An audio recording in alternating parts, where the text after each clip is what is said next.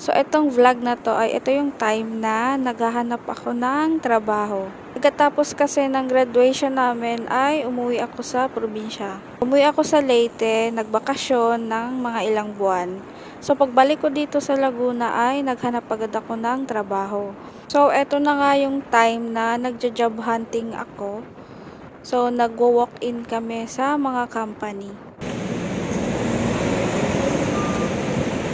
So, today is January 23 and currently, naghahanap tayo ng trabaho. Buti na lang talaga at meron akong kasama na very supportive.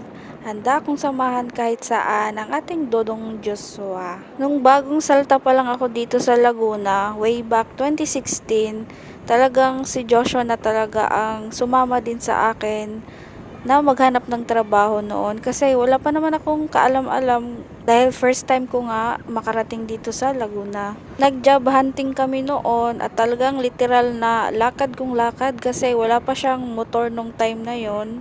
At sa tiyaga niya na samahan ako na maghanap ng trabaho ay talagang nakapasok naman ako sa isang manufacturing company.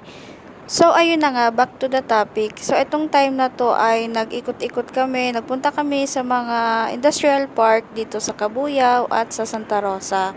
At sabi ko, daanan namin yung dating company na napasukan ko. Ay, na-miss ko ang Toshiba. My very first company bago ako mag-aral ng college. Toshiba! Ayan, yan yung mga shuttle bus.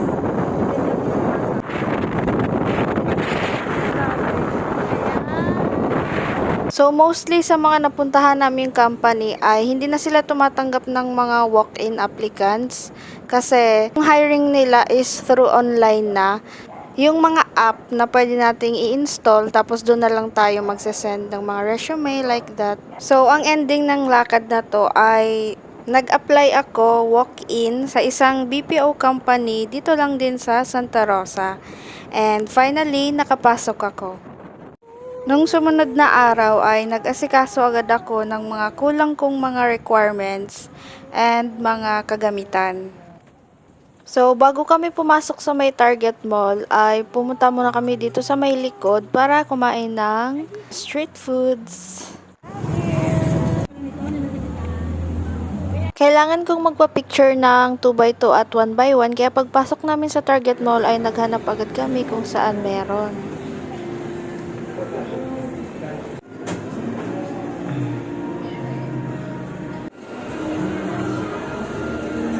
Pagkatapos ko ngang makuha ang picture ko ay umakyat kami sa may taas. Tapos itong si Dodong Joshua nyo, abay naibigan magpamassage. Kaya ayan, sabi pa nga niya ay magpamassage na din ako. Aba, na-ignorante ko gamay kasi wala namang ganyan sa probinsya. Para bang natatakot ako na baka mabalian ako ng mga buto. Kaya never ko pa talaga na-try yung massage chair niya yan. So nga din kami sa may Novo at tignan nyo naman, nakaka-heart-heart ng mata ang mga nakasale nila ng mga items. Pumasok nga din kami sa may pen shop para magtingin ng bag na gagamitin ko sa trabaho.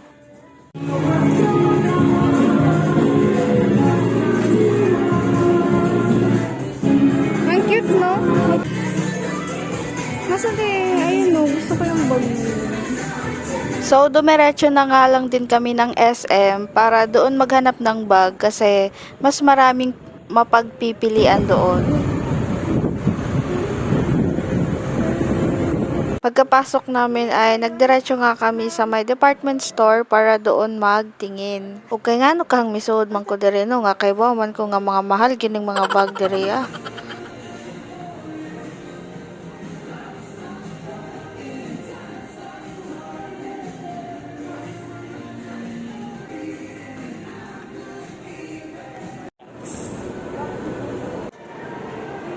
Wow, heart.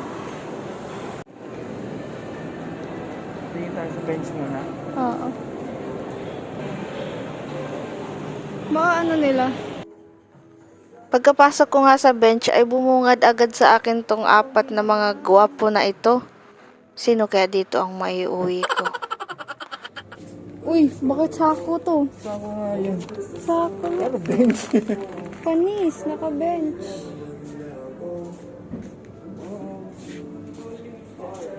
Alright.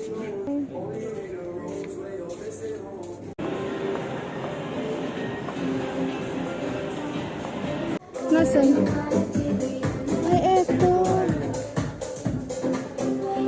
Ang premium eh. Ay, mura. 599.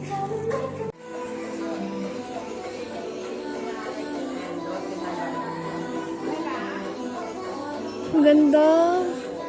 Ewan ko ba, hindi naman to pang work na bag, pero ito talaga yung gustong gusto ko. Parang ang aesthetic kasi ng dating niya. Ang ganda na.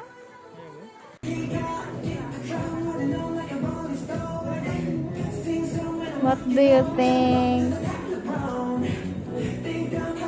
Di ba malaki? Ang ending, yung bag talaga na yan ang kinuha ko. Parang nakapture niya talaga yung heart ko. At isa pa, isa siya sa mga mura na bag. Siyempre, doon tayo sa medyo afford pa natin, no? Kasi wala pa naman tayong pambili ng mamahalin na bag. Tapi, ma'am, tapi.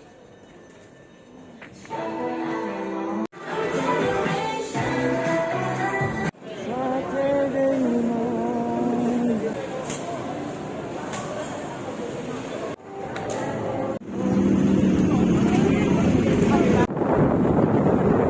Pag uwi namin, dumaan na lang kami sa Paresan para kumain. Kaya wala na may kwarta day, gipalit naman og bag, pares-pares mo na, no? Dumaan na din kami sa may palengke para bumili ng padlock para sa locker. So, fast forward, nasa bahay na, nakauwi na ng safe. At syempre, kahit mamurahin lang yung bag na nabili natin, no, dapat may unboxing din tayo. Kaya malay natin baka sa susunod, Hermes, LV, Gucci na yung i-unbox natin na bag. Uy! Basta lahat ng mga bagay, maliit man o malaki, talagang na-appreciate ko lahat. So, ayan, simple lang naman ang mga details ng bag. And safe na din siya kasi may zipper and may double lining sa loob. So, ayun lang guys. Thank you for watching. Bye-bye!